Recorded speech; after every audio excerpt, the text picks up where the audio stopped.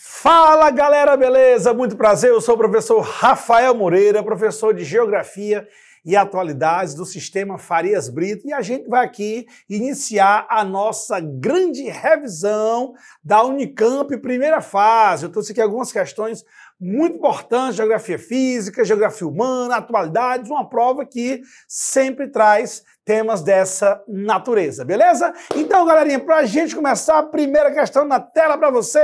Olha aí, galerinha, questão de número 1. Opa, professorzinho, vai, cuida. Olha só, tem se tornado lugar comum dizer que o gigantesco volume de dados extraídos de nossa vida cotidiana está armazenado na nuvem. Aí, galera, a nuvem é um dos tópicos muito importantes aí da quarta revolução industrial. Dentre as várias novidades, temos aí o mundo das nuvens, né?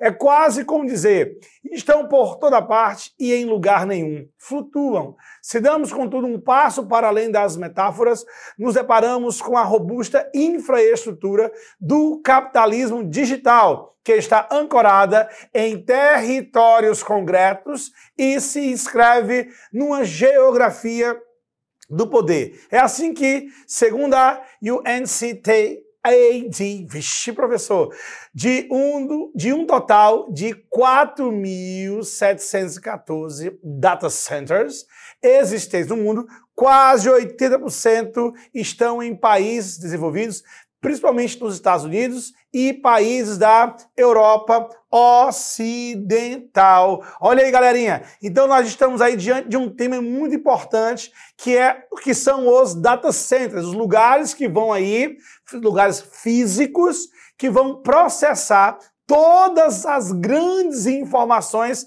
que a internet produz, né? Então, quando você vai fazer uma pesquisa no seu sistema de inteligência artificial preferido, você tem um processamento em algum lugar do mundo que vai produzir as informações que você está solicitando. Então, como o texto traz aí, a maior parte desses data centers vai estar onde? Nos países mais desenvolvidos, ok? Mas que nos últimos anos, inclusive o Brasil entrou no mapa aí da ampliação desses data centers. Hoje, nós temos uma tendência de, assim como na indústria, né? As indústrias, num primeiro momento, vão se concentrar nos países desenvolvidos e logo em seguida, principalmente quando chegou o século XX, a gente vai ter uma descentralização da produção industrial. Na mesma coisa é a questão dos data centers. Num primeiro momento vai estar concentrado nos países desenvolvidos, ricos, mas que hoje nós estamos verificando essa descentralização, como o estado do Ceará, no Nordeste brasileiro, está aí fazendo uma parceria, né, concluindo uma parceria com os chineses do TikTok, né, a ByteDance é a empresa. ByteDance, que é a empresa do TikTok, vai instalar um data center na região metropolitana de Fortaleza, o que já vem acontecendo em outros países em desenvolvimento, tá bom? Vamos lá. Sobre os data centers e sua distribuição, é correto afirmar que, item A, são infraestruturas concentradas no norte global que, por serem públicas, controladas pelo Estado, têm seu impacto minimizado em questões geopolíticas que perpassam essa parte do mundo. Olha aí, galera. Não, esse item é falso. Por quê, professorzinho? O item é falso. Porque não é uma infraestrutura controlada pelo Estado e nem pública. São de empresas privadas que podem ter uma relação com o poder público, mas é infraestrutura de empresa privada, o Google, né, a Microsoft, a ByteDance com o TikTok, dentre outras plataformas importantíssimas. Item 1 não marca. Olha o item 2. O processo de desenvolvimento geograficamente desigual pouco atua na distribuição da infraestrutura digital e na coleta, armazenagem e tratamento de dados entre as regiões do mundo. Não, né, galerinha? A gente vai ter, se os países ricos, eles vão ter um maior processamento de dados, logo a gente vai ter uma concentração maior lá. À medida que os países em desenvolvimento, Brasil, China, o próprio Sudeste Asiático, de modo geral, vão se modernizando, obviamente começa a ocorrer essa descentralização. Então esse item B também vai estar falso. Olha o que diz aí o item C, pessoal. Ó, sua rarefação no sul global se refere aos países em desenvolvimento, tá? Indica que a coleta, a armazenagem e o tratamento de dados levantam grave problema relativo à soberania dos estados nacionais dessa parte do mundo. Perfeitamente, galera. Então, quando você tem aí esses países mais pobres sem a presença desse processo, onde a coleta, a armazenagem e o tratamento dos dados, isso é fundamental, por exemplo, para um novo momento que nós estamos vivenciando, que é essa disputa digital, essa guerra digital, que é uma nova guerra que faz parte aí da quarta revolução industrial, da quarta fase do capitalismo, um capitalismo informacional. Estamos na era da informação, então quanto maior o acesso a essas informações, maior é o poder que os países hoje possuem. Daí a grande disputa que nós tivemos recentemente entre Estados Unidos e China sobre a presença do TikTok no território norte-americano. Então tá aí, primeira questãozinha, vamos marcar o item C. Olha o item D, ó. À medida em que se amplia a coleta e o tratamento massivo de dados das sociedades, países de todos os continentes estão adotando robustas políticas de infraestrutura. Não, ele generaliza, pois ainda a África nem acesso à água vai ter, nem acesso à telefonia móvel vai ter como deveria, quanto mais a essas infraestruturas importantíssimas aí no atual nível do capitalismo. Logo, galerinha, de fato, questão de número 1, vamos marcar o item C. Beleza, galera? Show de bola. Vamos agora para a questão de número 2. Olha aí, ó. A figura a seguir apresenta um cenário que se distinguem de dois compartimentos de relevo na paisagem. Olha só, nós temos aqui nitidamente um rio, tá? E a infraestrutura criada em torno dessa planície, que é o compartimento A. Já o compartimento B, professorzinho, vai ser quem? Essas estruturas aqui, que vão estar na margem direita, quanto na margem esquerda do rio, e você percebe um relevo levemente arredondado. Então tá aí, o compartimento A é essa parte central, onde se encontra essa planície fluvial de um rio nitidamente, e o compartimento B desses planaltos existentes nas margens dos rios, uma figura do grande nome da geografia física, o Abbe Saber. Perfeito, professor. Então, diante dessa figura, o que é que a gente vai ter aqui nos nossos itens? Ó, se liga. No que se refere aos compartimentos de relevo na paisagem, é correto afirmar que o compartimento... Vamos lá, item A. O compartimento A. Professor, o que é um compartimento A? Essa área central aqui, ó. Beleza, o compartimento A, área central.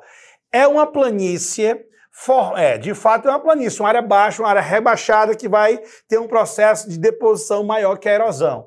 É uma planície formada por processos exógenos, agentes externos, que ocasionam uma acumulação de materiais de fontes diversas, água do rio, o vento, a chuva, né? Até aí, beleza. A planície, de fato, é uma área, repito, onde o processo de deposição é maior que o processo de erosão. Traduzindo, o processo de acúmulo é maior que o processo de desgaste. Continuando, as planícies podem sofrer a influência de falhamentos das rochas que servem de substrato para o processo deposicional. Perfeitamente. Pode, galerinha, na questão 2, você cravar o item A, ele definiu planície, tá? E ele trouxe em seguida uma característica das planícies, onde esses falhamentos de rocha vão formar fragmentos que vão servir de substrato para esses sedimentos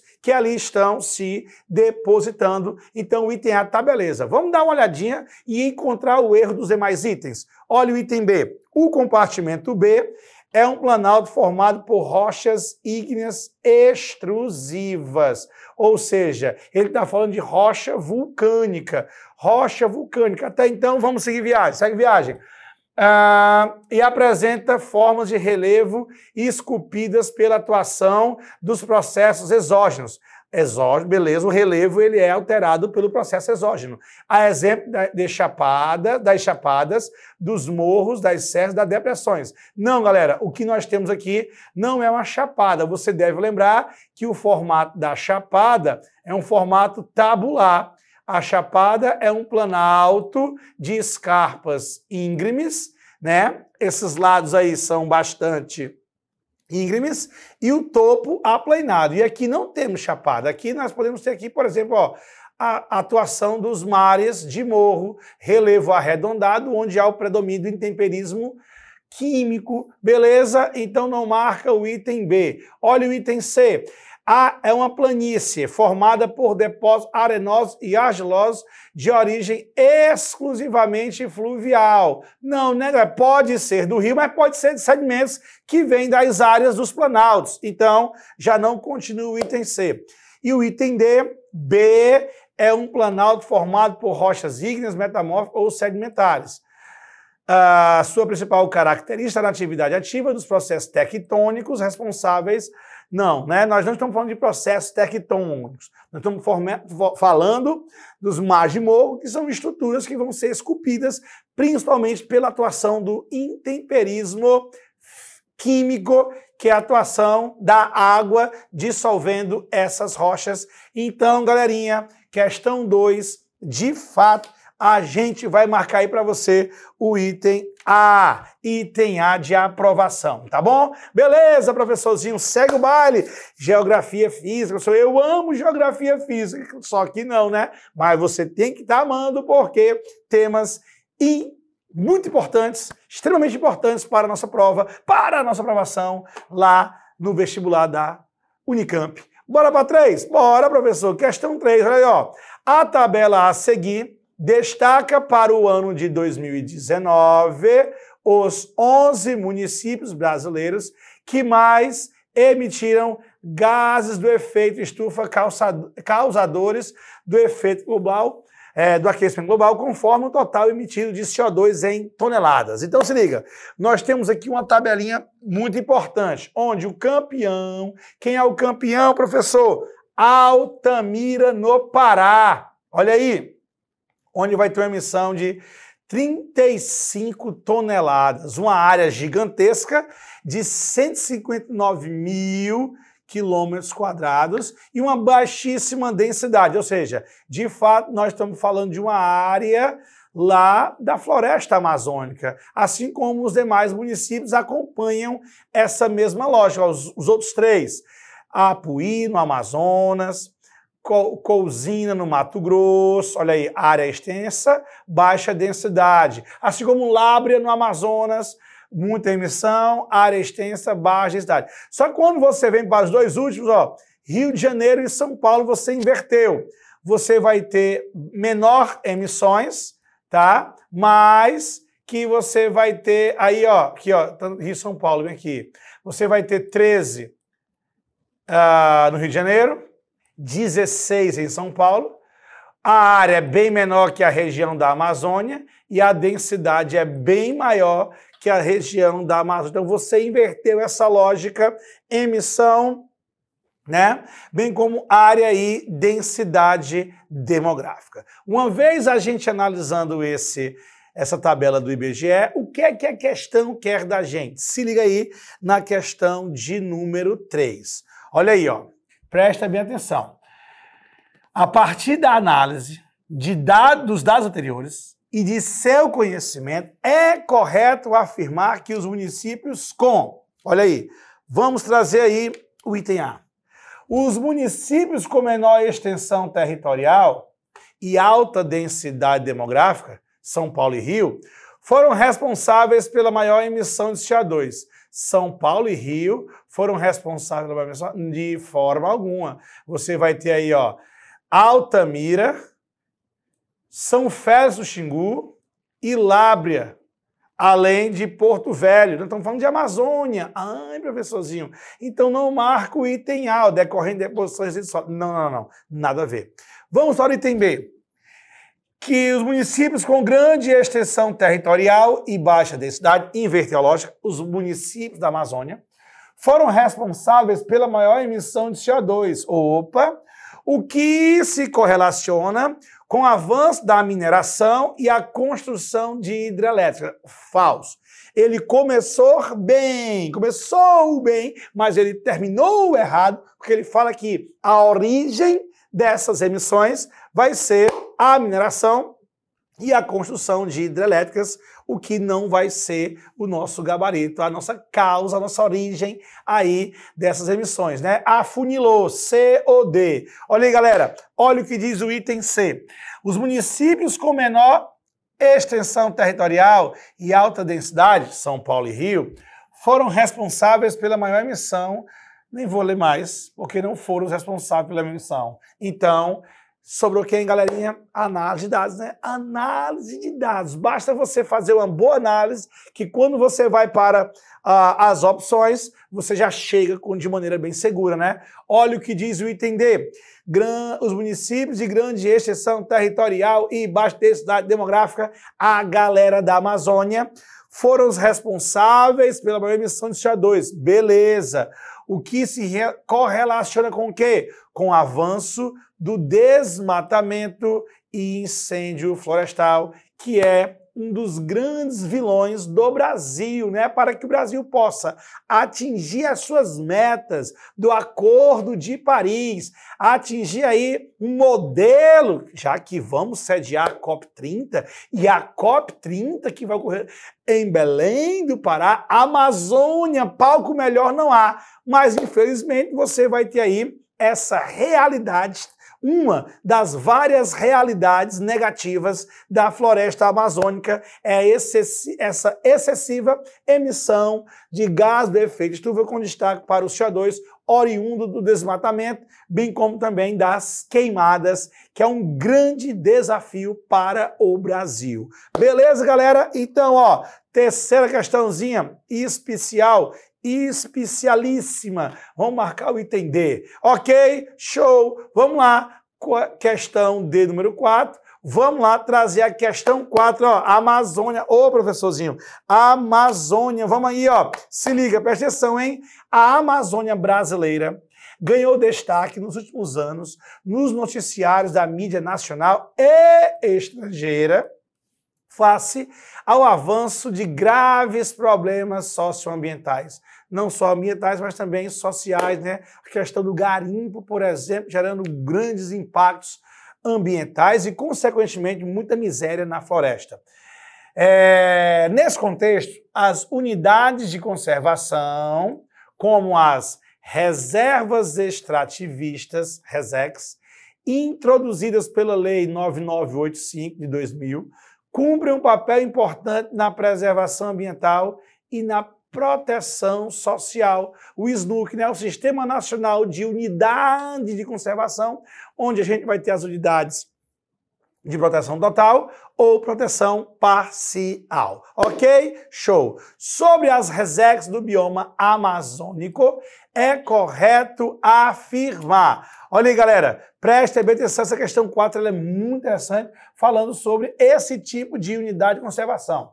Item A, são áreas coletivas, demarcadas para populações indígenas, podendo ser usadas economicamente por meio de pequenas atividades de extrativo vegetal, mineral e animal. Crescem dentro das RESEX a exploração turística e as atividades garimpeiras. Galerinha, prestem bem atenção. Quando ele fala coletiva, isso aqui já passa a ser um pouco complicado, porque são áreas, como o texto já está falando lá, ó, de proteção, um papel de proteção ambiental e social.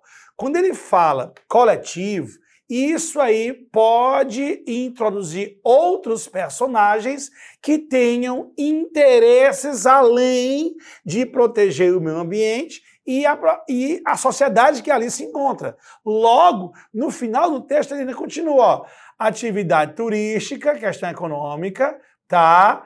E garimpeiras, que é um grande mal para a floresta amazônica, devido aos grandes impactos que eles causam, principalmente com o aumento do garimpo ilegal na região, tá? Então o item A gente não marca. Vai para o item B, professorzinho, ó, são áreas públicas. Olha aí, ó, SNUC, governo federal, áreas públicas são importantes. Aí continua.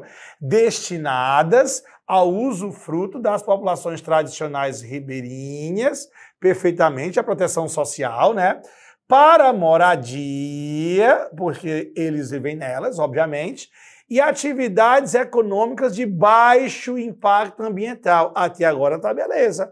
Área pública para o ribeirinho, pode ter, pode, já que ele está falando de reservas extrativista. Se é extrativismo, tá, pode ter o extrativismo. E o extrativismo é a extração dos recursos naturais de maneira racional. Então, até aqui de baixo impacto ambiental. Então, aqui tá beleza. Aí continua, ó. Aumentam no entorno das RESECs, ou seja, fora dessas áreas, a exploração de madeira e o desmatamento para implantação de atividades pecuárias. Perfeitamente. Ele não falou dentro, fora dessas áreas, no entorno dessas áreas, dessas reservas extrativistas, você tem, como na Amazônia, em muitas regiões, o aumento desse grande problema, desafio para o Estado. Entra governo, sai governo, entra governo federal, sai governo federal, entra governo estadual, sai governo estadual, e os problemas vão aí se agravando quando falamos sobre o avanço de determinadas atividades econômicas, como a extração da madeira e da pecuária. Então, galerinha, quarta questão, ó, pode arrochar aí, item B. Professorzinho, olha o item C e o item D. Vamos lá. Quando ele fala o item C, coletivas, concedidas para o uso misto das populações indígenas e quilombolas, que exploram comercialmente as riquezas existentes com atividades extrativistas e agropecuária. A agropecuária, pessoal, gera grande impacto ambiental. Vai de encontro ao que nós temos aqui, ó, perfeitamente. Aumenta no entorno dela, núcleos urbanos, atividades de madeira. Beleza.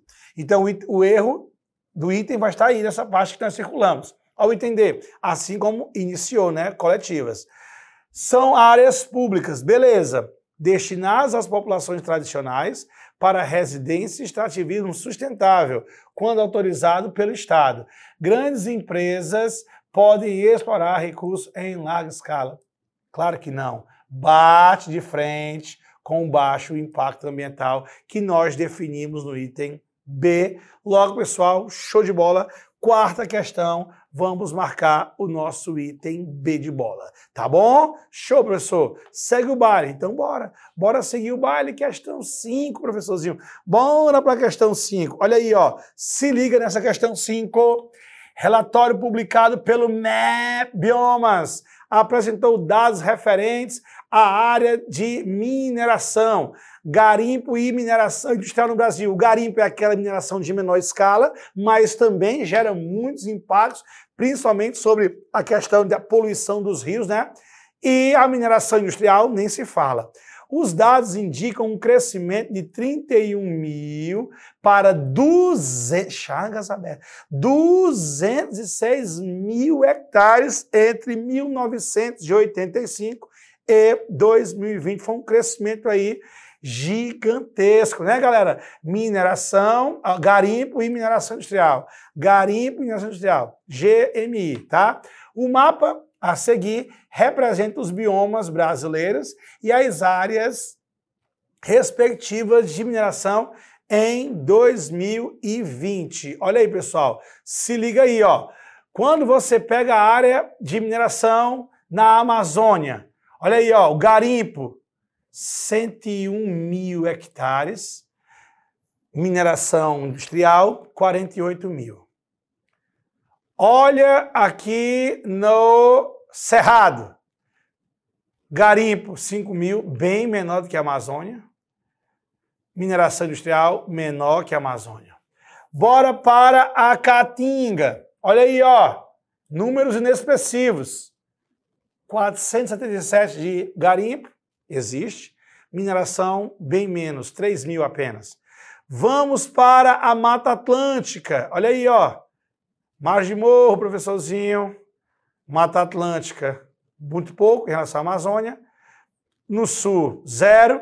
Muito pouco no Pantanal. Então, realmente, na Amazônia, você vai ter a grande quantidade, tanto do garimpo como da mineração industrial, 2 grandes problemas para as questões ambientais na floresta e que o Brasil tem que levar mais a sério esses impactos ambientais, consequentemente sociais. Vamos lá. Considerando as informações apresentadas e seus conhecimentos, é correto afirmar que o bioma, olha aí, ó, que bioma? E tem o bioma da Mata Atlântica tem área de mineração industrial maior que a de garimpo. Área de mineração industrial maior que a de garimpo. Beleza. Tá aqui, ó. Nesse bioma ocorre a exploração de minério de ferro, causando o cinturão de desmatamento e o assoreamento dos rios da maior bacia hidrográfica do país. Galera, calma aí.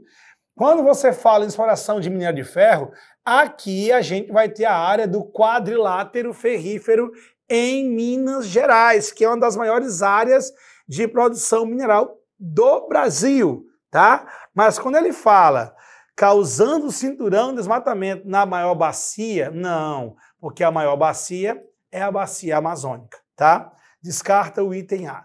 Olha o que nós temos aqui no item B, ó. A Amazônia tem a área de garimpo maior do que a de mineração industrial. A área de garimpo maior do que a mineração industrial. Perfeito. Ok. Nesse bioma ocorre exploração de ouro.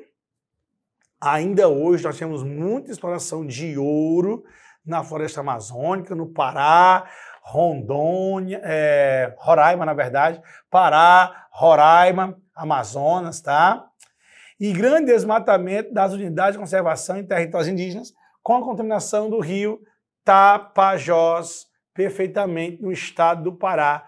Correto, pode marcar o item B. O estado do Pará é um estado que tem aí a grande área do cinturão de desmatamento, o arco do desmatamento na floresta, na área da floresta amazônica, devido à sua posição geográfica, que vai influenciar o avanço de atividades de agropecuária, bem como aí a grande quantidade de áreas de escudos cristalinos que vão proporcionar vários projetos de mineração no estado, como o famoso Complexo dos Carajás, tá bom? Vale do Oriximiná, Carajás, Projeto Trombetas, né? Projeto Jari, e aí vai. Então tá aí o nosso item B correto. Por que não C ou D? Cerrado tem área de garimpo maior do que a mineração industrial. O Cerrado, garimpo maior que a mineração industrial, nem continua. E o item D, Caatinga tem área de mineração industrial maior que de garimpo.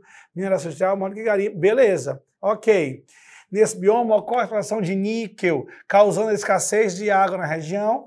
A água essa utilizada para lavar o metal que contamina o rio Tocantins. Não, né, galera? O destaque aqui, o rio Tocantins é aqui no Cerrado, Tocantins, Araguaia. Aqui na Caatinga vai ser quem? A bacia do rio São Francisco. Então, questão de número 5. Vamos marcar quem? O item B, né, galerinha? B de bola, show de bola. Questões ambientais são temas extremamente relevantes para a nossa prova da Unicamp, tá? Professor, pois segue questão 6, bora? Bora trazer a questão 6, bem boazinha, questãozinha de atualidades. Olha aí, galera. Em 2020, o Supremo Tribunal Federal, STF, tomou uma decisão sobre as responsabilidades de cada um dos entes federativos quanto às medidas de combate à pandemia da Covid-19. Os ministros chegaram à conclusão de que os estados e municípios poderiam regulamentar medidas de isolamento social, fechamento do comércio e outras restrições diferentes do entendimento do então presidente do Poder Executivo, à época, para o qual caberia ao governo federal definir quais serviços seriam mantidos. O STF tomou essa decisão amparado na Constituição Federal de 1988, cujo texto define os papéis da União, dos estados e dos municípios no Pacto Federativo no Estado brasileiro. Então, de fato, nós somos a República Federativa do Brasil. E essa questão da federativa está relacionada à descentralização da gestão do país entre os entes, né? De cima para baixo, União, embaixo, estados, ao lado dos estados, o Distrito Federal, e embaixo dos estados nós temos os municípios, cada um dentro da sua responsabilidade, dentro da sua jurisprudência.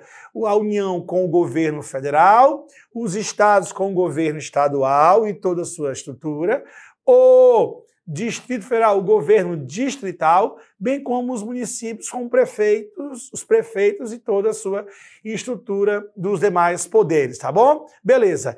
Entendendo o texto, vamos para o comando da questão. Olha aí, galera, ó. Assinale a alternativa que faz a correta correlação das responsabilidades e competências no Pacto Federativo Brasileiro de cada um dos três entes referidos no texto. Os três entes referidos: União, estados, municípios. Presidente, governador, prefeito. Aí vem no Poder Legislativo, Congresso Nacional, que é bicameral, Câmara dos Deputados e Senado. No Estado, nós temos a Assembleia Legislativa e nos municípios, a Câmara dos Vereadores. Beleza? Vamos lá. Então, a questão quer saber o que cada um faz. Olha aí, galera, em questão 6, o item A. União financia o Sistema Único de Saúde e faz a gestão da geração e distribuição da energia elétrica. O Estado faz a gestão do ensino médio e administra as polícias civis e militares. O município faz a gestão do trânsito e cuida das creches, da educação infantil e do ensino fundamental. Acabou. Acabou, professorzinho, ó. Item A. De fato, o SUS, ele é gerido pelo governo federal, né? Ele é financiado, melhor dizendo, pelo governo federal, bem como a geração e a distribuição dessa energia gerada no país. Muito bem, já os estados, né, as escolas estaduais são as escolas de ensino médio, bem como o servidor policial civil e militar são servidores estaduais, bem como o município é quem cuida da educação básica, né, das creches, do ensino fundamental 1 e 2, bem como a gestão do trânsito através de suas autarquias municipais. Então, o item A é o nosso gabarito. Professor, e por que os demais itens vão estar errados? Olha aí, ó. Olha o item B. União administra o atendimento básico dos postos de saúde e instala a iluminação pública e cuida dela. Não, aqui é o município, né? Não é a União que faz isso. Estado faz a defesa das fronteiras de cada e cuida do transporte público rural urbano. Não, galera, quem faz a defesa das fronteiras é a União, não o Estado. Município cuida da política de reforma agrária. Não, quem faz isso é a União e não é o Estado. Administra presídios. Se for presídio estadual, vai ser governo do Estado. E se for presídio de segurança máxima, os federais, governo federal. C. União administra o corpo de bombeiros. Não, os bombeiros, o corpo de bombeiros é o bombeiro militar. Então é o governo do Estado, não a União, certo? O Estado regula as instituições de ensino superior e técnico. Não, quem faz isso é o governo federal. E cuida da limpeza, quem faz isso é a prefeitura. Município cuida de aeroportos regionais, é o governo estadual, é o governo federal, tá? e administra a construção de hidrelétrica e termoelétrica, também governo, tudo trocado. E o item D, a União cuida da Previdência Social e faz gestão de relações do comércio internacional. Beleza. Estado, administra os tribunais superiores. Não, quem faz isso é a União, os tribunais superiores, né, o STF e o STJ. Já o município cuida das ferrovias. Não, é o governo federal e ou estadual. Então, galerinha, realmente questão número 6, vamos marcar o nosso item A de a aprovação no vestibular. Beleza, professor? Bora para 7? Bora. Bora aqui para a questão 7. Olha aí, ó, falando um pouquinho de energia. Olha, professorzinho, emissão de CO2 por queima de combustíveis fósseis, carvão, petróleo e gás natural, principalmente a partir do século XX, né? A gente vinha ali num nível bem baixo, veio a Revolução Industrial, e aí você começou a queimar carvão mineral lá na Revolução. Na segunda Revolução veio o petróleo e no século XX o gás. E aí, galerinha, você vai ter aí os grandes vilões das emissões de CO2 para a atmosfera, que recentemente nós ultrapassamos mais um limite planetário, que é o limite de CO2 na atmosfera, passando de mais de 400 ppm partes por milhão. Vamos lá, vamos trazer aqui o texto, professorzinho, olha aí. Nas discussões ocorridas na COP27, Conferência do Clima da Organização das Nações Unidas, no Egito, 2022, olha aí, galera, o Catar não, pessoal, foi em 23, foi o Catar, 24 foi o Azerbaijão e 25 vai ser aí o nosso Brasil. A queima de combustíveis fósseis para emissão de CO2 foi o tema dos demais. Claro que é o tema. Por quê? Porque essa é a grande origem do tal do aquecimento global, da intensificação do efeito estufa, que é um fenômeno natural intensificado pela ação antrópica.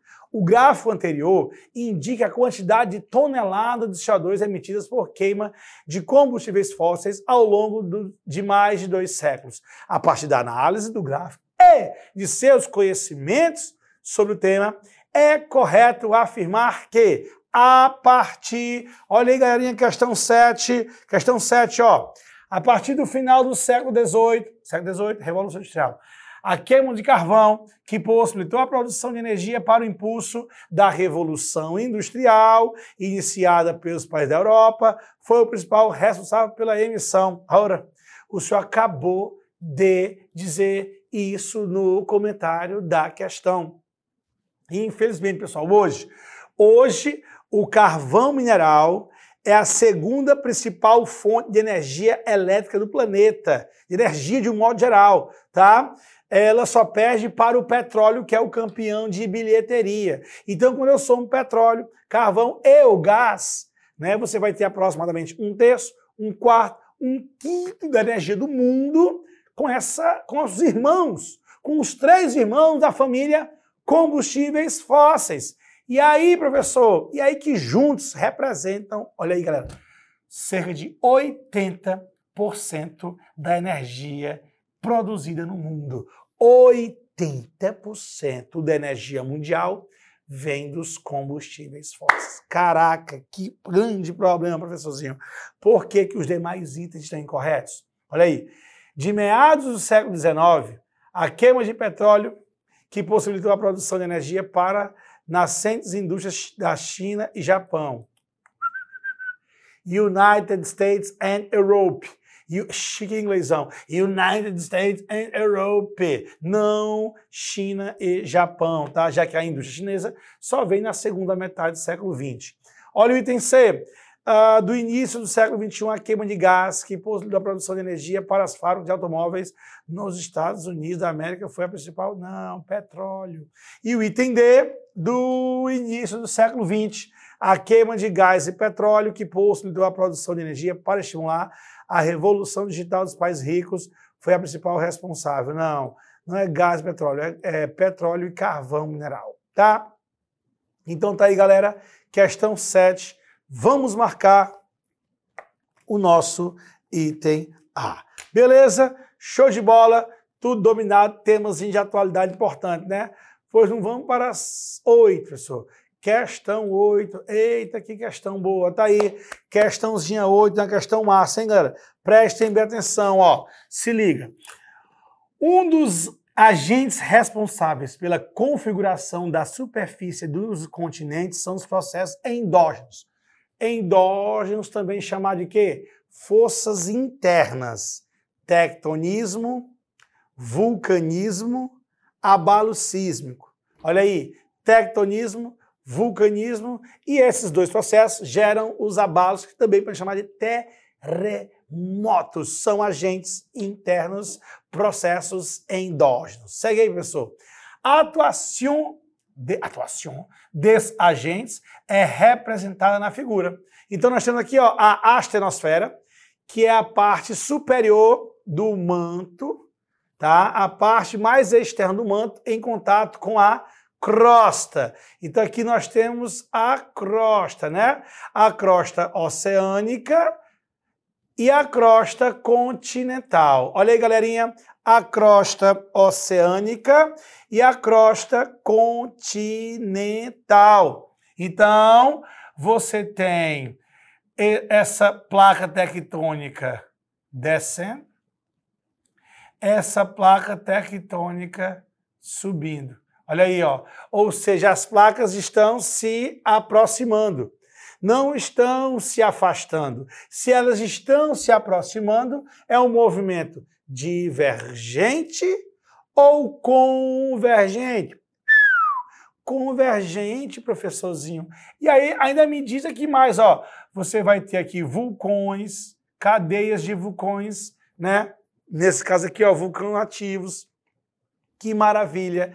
Então, se eu tenho aproximação, é movimento convergente. Muito bem. Vamos lá. O que é que ele quer da gente, professor? Esse livrozinho é massa, tá? É a Bíblia. Esse livro é a Bíblia dos professores de geografia quando vão estudar para geografia física, tá? Muito bom. Vamos nós. A partir da leitura da figura e de seus conhecimentos sobre os agentes de formação do relevo. Quem são os agentes de formação do relevo? Os processos, chagas abertas, endógenos. Vai. É correto afirmar que os processos endógenos ocorre a atuação de movimento nesse caso. Nesse caso aí, galera, nós temos um movimento divergente. Eu já nem leio. Eu acabei de dizer convergente. Também o item B não leio. Então, afunilou. C ou D. C ou D. Olha o que diz o item C. A movimento convergente de placas tectônicas, o que dá origem ao fenômeno do vulcanismo e à formação das cordilheiras. Como, por exemplo, você vai ter aí nitidamente quem? Aqui a placa sul-americana, placa do qual o Brasil faz parte, e aqui a placa Nazca. E a placa sul-americana e a placa Nazca se chocam, a placa Nazca desce, né, formando aqui a zona de subducção, tá? E aqui você vai ter as cordilheiras, como ele falou muito bem, ó, formação de cordilheira, no caso, cordilheira dos Andes, e os vulcões ativos e inativos existentes ali nessa região da América do Sul. Beleza? Pode conferir aí o item C de campeões do vestibular. Ó o item D, ó. Movimento convergente de placas tectônicas, originando terremotos e a formação de relevos aplainados. Não, galera, os relevos aplainados, como, por exemplo, os planaltos, topo aplanado, né, não são formados nas áreas de encontro de placas tectônicas. Show de bola, questãozinha 8, muito boa. Vamos marcar o item C de campeões dos vestibulares. Pô, bora para 10, só sua agora. Bora, professorzinho, questão 9, 10 não, 9. Questão 9, a Unicamp, galerinha, adora trabalhar, ó, globalização. Depois de trazer muita geografia física, professor, vamos trazer uma questãozinha, ó, globalização. Extraordinário tema. Vamos lá, questão 9 na tela para vocês. O processo de globalização promoveu grandes mudanças estruturais na produção e nos fluxos de capitais, responsáveis pelas dinâmicas geográficas do mundo atual, do mundo contemporâneo. A respeito dos efeitos da globalização, no atual momento, agora, é correto afirmar. Nós sabemos que a globalização, o fenômeno, é muito antigo, ela tem no mínimo 5 séculos aí, que vai se expandir juntamente com o capitalismo a partir das grandes navegações. Mas o termo é novo, data dos anos 80, mas o fenômeno é antigo, só que ele quer o atual momento. Então vamos lá. Item A. A produção manufatureira se deslocou para os países ocidentais do hemisfério norte, enquanto os países do hemisfério sul administram as riquezas financeiras e os lucros obtidos nas transações bancárias mais rentáveis. Não. A produção ela se desloca para o Oriente, a Ásia. Hoje a região mais industrializada do mundo é a Ásia, minha joia. China, Japão, China, tigres, novos tigres asiáticos. Só aí eu tenho mais de 80% da produção industrial do mundo. Pega aí o seu tênis aí, Made in Taiwan, Made in Malásia, meu inglês é mais moderno, tá? O meu inglês é do Texas. Made em Singapura, Made em Vietnã. Pode aí pegar a sua camisa do seu clube de futebol europeu favorito, tá lá. É lá que eu tenho a maior parte da produção industrial, não nos países ocidentais do hemisfério norte, como ele falou. Muito menos os países do hemisfério sul vão administrar essas riquezas. A maior parte vai estar no norte, né? O que chamamos de norte global. Falso item A. Olha o B. A economia contemporânea favoreceu a formação de empresas concentradoras de riquezas, sendo que suas economias estão atreladas cada vez mais ao mercado financeiro sob o comando de sistemas especulativos. Professor, claro, há uma concentração de capital muito grande, nunca antes vista na história da economia mundial. E aí você vai ter aí o rentismo, né? O rentismo. Você vai ter aí o capitalismo financeiro muito forte, né? Que vai surgir no século XIX e hoje move o mundo. Hoje tudo e como foi que as bolsas reagiram? E como foi que o mercado financeiro reagiu ao Twitter, ao terremoto, à seca, à enchente? Sistema cada vez mais especulativo que amplia a desigualdade social. Então tá aí, galera, questão 9, pode marcar o item B de bola. Mas por que não C ou D? Olha o C. A competição econômica permitiu a concentração da produção industrial nos países da África. Não, Ásia. Atualmente, a concentração da produção está na Ásia. D. O movimento de automação produtiva gerou aumento global de pós-trabalho. Não, professor. Se eu estou falando de automação de produção, eu gero o famoso desemprego estrutural, que é aquela vaga de trabalho que vai embora e nunca mais volta. Que é diferente do desemprego conjuntural, que é o desemprego momentâneo, passageiro, onde a vaga de trabalho vai, mas pode voltar, como por exemplo na pandemia. Ok? Então, galerinha, questão 9, item B de bola. E para a gente fechar com chave de ouro, esse nosso primeiro momento da nossa revisão, vamos aqui, professor, questãozinha 10. Questãozinha 10 falando sobre o quê? Um gráfico Brasil, evolução da participação relativa das exportações. As exportações do Brasil por valor agregado entre 2005 e 2015. Então vamos ter 3 estilos. O básico, né, que é essa pontilhada mais larga. Semifaturado, que é esse pontilhado aqui contínuo. E o manufaturado, que é essa linha reta, tá? Contínua. Se liga. A gente vai ter, analisando o gráfico, o seguinte. Bora. Quem se mantém são os semi-manufaturados, como, por exemplo, o farelo de soja. Tá? O básico é a soja in natura. A soja in natura, você tem um aumento dessa participação. O farelo semifaturado permaneceu. E o manufaturado, que é o industrializado, ele caiu. Olha aí. Então isso gera aí, por exemplo, a desindustrialização do Brasil, que é uma péssima notícia para a atual conjuntura econômica. O Brasil precisa voltar a experimentar o nacional desenvolvimentismo que vimos entre os anos 1930 e 1980, com o Vargas, o JK e os militares. Apesar de, no final do governo dos militares, a gente ter um declínio ali, um grande endividamento. Mas o primeiro momento foi de ascensão. Só que nós estamos nos desindustrializando e ampliando a exportação de produtos básicos com mínimo de valor agregado, gerando uma reprimarização, voltando para o setor primário, depois de experimentar um intenso processo de industrialização, tá bom? Então vamos lá, pessoal. Questão 10 para a gente fechar com chave de ouro. Olha aí. O gráfico anterior indica a tendência de... Aí, ó, acabei de falar. Oh, meu Deus. Reprimarização, voltando para o setor primário, a expansão das exportações de produtos básicos do território, processo este derivado de quê? Essa reprimarização é derivada de quê? Item A, do declínio da produção e exportação de commodities. Não. O aumento das commodities. Commodities primárias, né? As commodities agrícolas e as commodities minerais. Soja, carne, minério de ferro. Falso.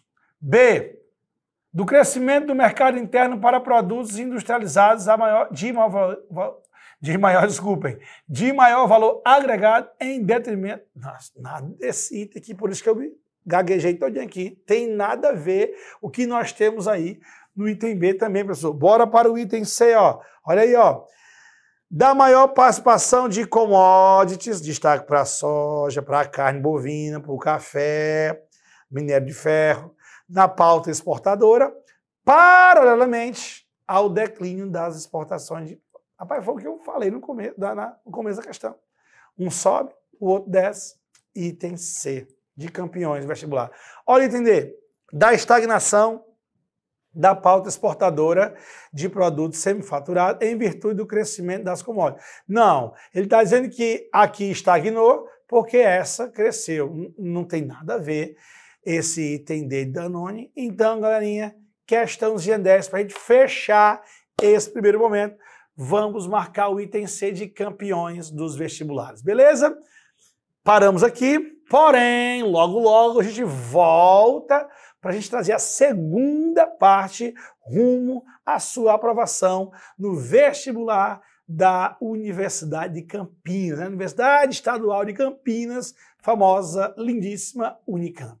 Beleza? Valeu, galera. Forte abraço. Até a próxima. Tchau, tchau.